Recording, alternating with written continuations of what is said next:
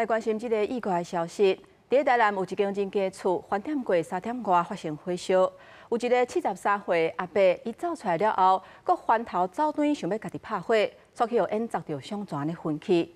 落尾手消防人员甲伊救出来的时阵，已经无喘气、无心跳，不幸过往。也那其他3个带做火的亲人，是拢已经送病院。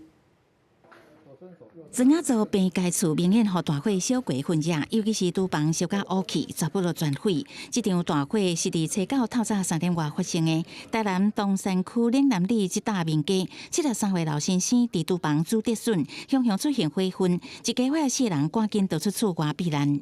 咧拍火啊，摕烟筒咧破水啊！系啊，你啊，伊毋知要入去天窗啊！嘛。我刚才从啊拄啊找无，佮阮迄个谁啊，伊一直找，去楼顶找，伊把找几啊遍，拢找无。 住伫附近的亲戚嘛，叫大火惊精神的，拢出来斗拍火。不过老先生好像是烦恼火伤大，会为边仔间的厨房探去正厅，家己就走转去厝内，想要斗拍火，煞去互火熏砸一个昏伫新明厅的涂骹。消防伫大火拍发了后，发现伊救出来时阵已经无喘气、心跳。送去过程，救护人员一直急救，不过老先生也是救无倒来。其他3个亲人嘛送医，再去检测人员登回火场内外搜证，要查清楚真正导火原因。记者采访报道。